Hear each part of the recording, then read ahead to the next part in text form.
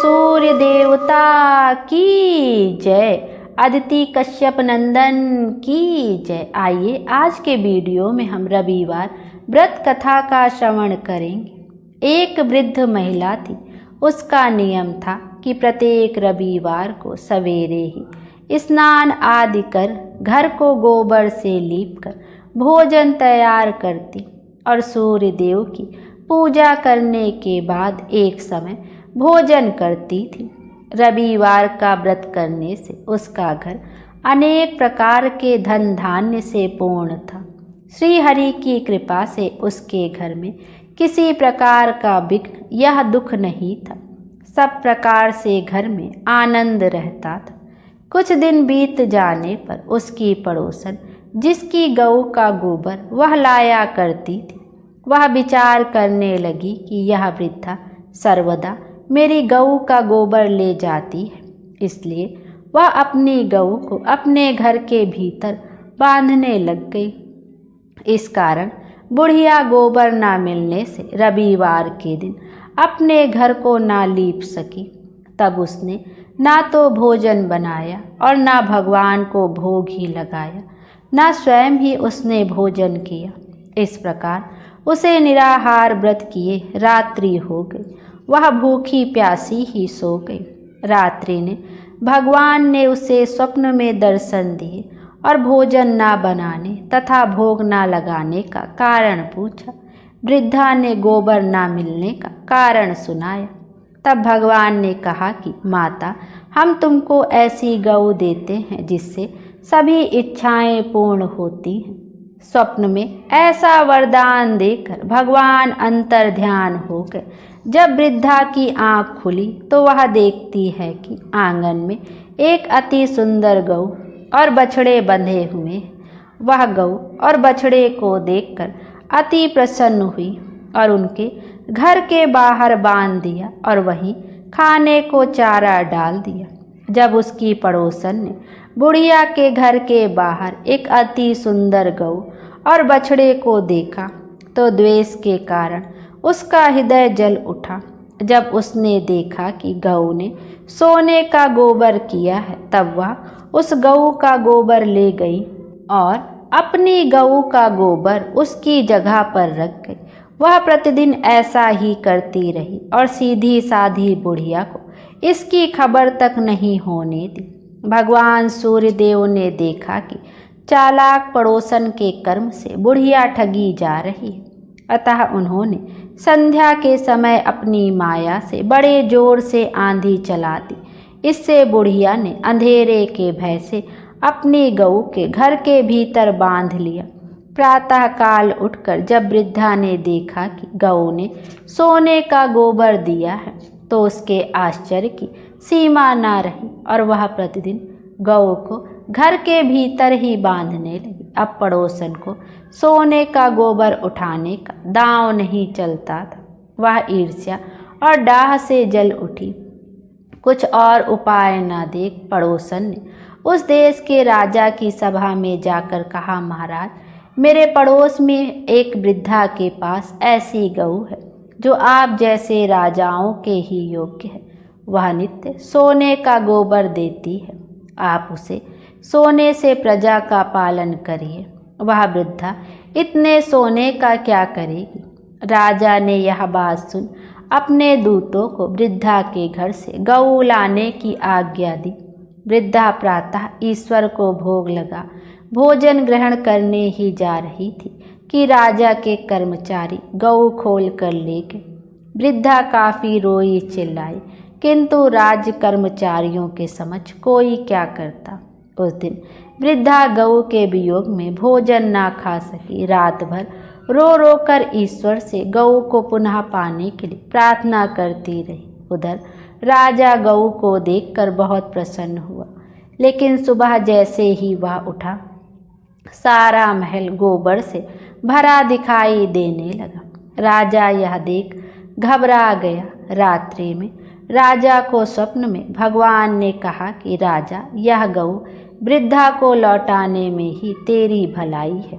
उसके रविवार के व्रत से प्रसन्न होकर मैंने उसे गऊ दे दी है। प्रातः होते ही राजा ने वृद्धा को बुलाकर बहुत से धन के साथ सम्मान सहित गऊ बछड़ा लौटा दिया। उसकी पड़ोसन दुष्ट बुढ़िया को उचित दंड दिया। तब जाकर राजा के महल से गंदगी दूर हुई। जब राजा ने बुढ़िया से कारण पूछा तो उस दिन से राजा ने नगर निवासियों को आदेश दिया कि राज्य में सभी स्त्री पुरुष अपनी समस्त मनोकामनाओं की पूर्ति के लिए रविवार का व्रत किया करें। व्रत करने से नगर के लोग सुखी जीवन व्यतीत करने लगे। कोई भी बीमारी या प्रकृति का प्रकोप उस नगर पर नहीं होता था।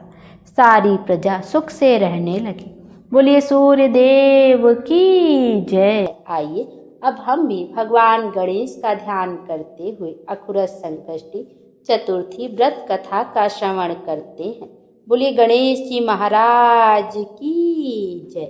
कथा के अनुसार एक समय की बात है जब अहंकारी रावण ने स्वर्ग के सभी देवता को परास्त करके जीत लिया था और अपने अहंकार में चूर होकर संध्या बेला को जब वो अपनी नित्य संध्या में व्यस्त ऐसे महाबली बाली को पीछे से पकड़ लिया, तब वानर राज महाबली बाली रावण को अपनी बगल में दबाकर उसे अपनी नगरी किष्किंधापुरी को ले गए थे।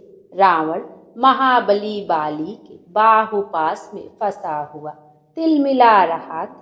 अपनी नगरी में पहुंचकर बाली ने उसे एक खिलौना समझकर अपने परम तेजस्वी पुत्र अंगद को सौंप दिया और अंगद भी अपने पिता द्वारा दिए गए खिलौने को बड़े ही चाव से खेलने लगे और उसके साथ समय बिताने लगे। अंगद रावण को खिलौना समझकर उसे एक मजबूत रस्सी से बांधकर पूरे नगर में इधर उधर घुमाने लगे, जिससे रावण को अतिशय कष्ट का सामना करना पड़ा और उन्हें बहुत दुख और दर्द की पीड़ा होने लगी। दर्द से व्याकुल हो उठे रावण ने एक दिन अपने पितामह ऋषि पुलस्त्य जी का आवाहन किया। अपने पुत्र का आवाहन पाते ही वे रावण का मनोमन स्मरण करने लगे और देखा कि वो बड़ी दयनीय स्थिति में किसी वृक्ष के साथ बंधा हुआ है। रावण की ऐसी दुर्दशा देख महर्षि पुलस्त्य जी गहन विचार में पड़ गए कि आखिरकार पुत्र रावण की इस दशा का कारण क्या है। कुछ क्षण पश्चात उन्हें ज्ञात हो गया कि जब भी कोई अहंकार के मद में आके कोई अनिष्ट कार्य करता है, फिर वह देव हो या दानव या फिर मनुष्य, सभी की यही दशा होती है। अपनी पुत्र की इस दशा का विवरण पाते ही वे तुरंत रावण के पास आ पहुँचे और कहा, पुलस्त्य जी बोलो पुत्र रावण, मुझे क्यों याद किया है तुमने।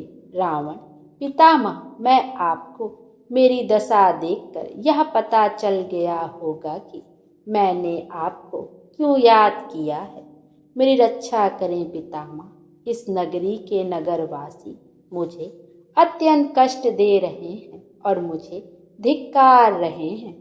रावण की करुण वाणी सुन महर्षि पुलस्त्य जी बोले, पुत्र तुम डरो नहीं, तुम इस बंधन से जल्द ही मुक्त हो जाओगे। इसके लिए तुम्हें परम पूज्य श्री गणेश जी का विघ्न विनाशक व्रत करना होगा। पूर्व काल में जब वृत्तासुर के वध से छुटकारा पाने के लिए इंद्रदेव ने भी इसी व्रत का अनुष्ठान किया था। मुझे भी यही लगता है कि अब भगवान गणेश जी ही तुम्हें इस विघ्न से छुटकारा दिला सकते हैं। यह कहकर पुलस्त्य जी अंतर ध्यान हो गए। अब अपने पिता के वचन अनुसार रावण ने श्री गणेश जी की आराधना शुरू कर दी और बड़े ही श्रद्धा भाव से पौष माह में आने वाली गणेश चतुर्थी का व्रत किया, जिसके पुण्य फल स्वरूप वो बाली के इस बंधन से मुक्त हो गया और पुनः अपने राज्य को प्राप्त किया। मान्यता अनुसार जो कोई भी श्री गणेश उपासक पौष माह के कृष्ण पक्ष को आने वाली चतुर्थी व्रत का पूरे भक्ति भाव से अनुष्ठान करता है, वह अपने जीवन में विकट से विकट परिस्थिति को भी सहजतापूर्ण पार कर लेता है। बोलिए गणेश जी महाराज की जय।